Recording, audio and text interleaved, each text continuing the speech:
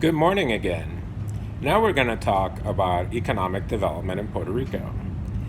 So if you're familiar with Puerto Rico, you will know that about 60% of the population is under the poverty level. That it's almost 2 out of 3 people are poor. They make less than $15,000 a year, and a lot make less than $10,000 a year. And you're thinking, well, how do these people survive? Well, there's some federal help that they can get. But what happens is when you look at the statistics, unemployment usually hovers between 10 and 15 and sometimes even higher. Also, those are the people who are working or looking for jobs. There's another 500,000 people who are listed as working from home or not working and just caring for someone, for one of their loved ones. So in plain English, that means that they are not officially working. They may be working on the side, under the table, getting paid cash, normally a lot less than they would make if they were on a regular job. But what happens is they also get public assistance. So they may get food stamps and welfare and housing and cell phone assistance, air conditioning assistance. So the average person gets about $1,000 in assistance a month, which you think that's not a lot. But when you think about it, if they were getting a minimum wage job, that's probably how much they would make, or even less. So what happens is for a lot of people, they just it's not worthwhile for them to work, because then in addition to that, then they have to get transportation, and they have to get uniforms, and they have to leave their home. So rather than do that, they just work on the side. But part of the reason for that is because when you think about it, no matter if it's a state or independent country, what government normally does, if it's not corrupt and incompetent, they're out there shaking every bush and turning over every stone for anybody who would come and invest in the country. That's not the case here.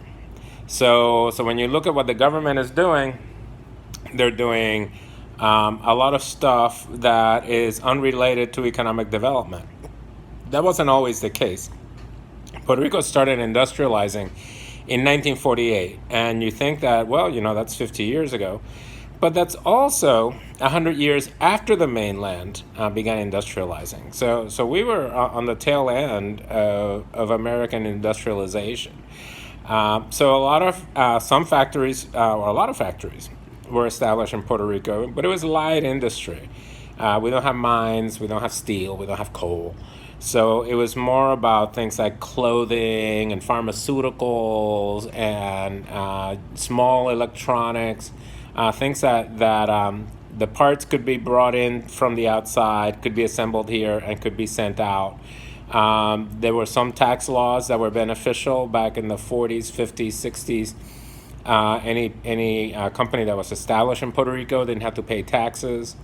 But then that changed. The statehood party came into power in 1969, and they proceeded to do away with the tax exemption because they said, well, that's incompatible with statehood. Developing the local economy using tax incentives of other kinds, that was also incompatible with statehood. Meanwhile, the economy stagnated.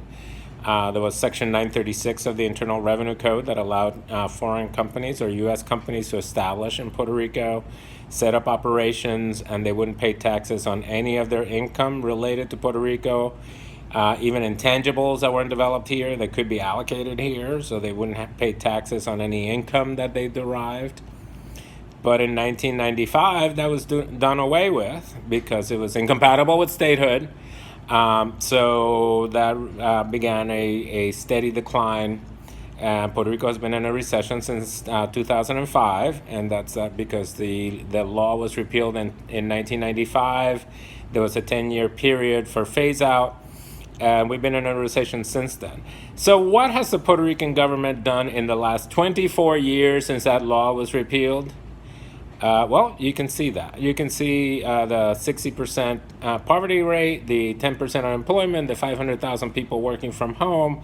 So the translation speaks for itself. The answer is not much.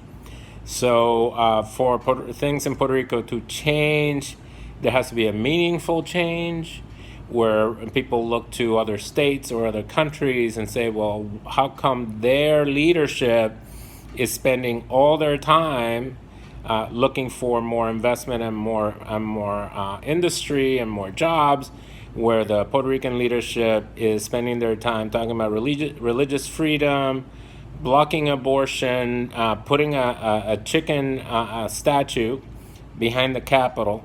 Those are some of the things that people do here.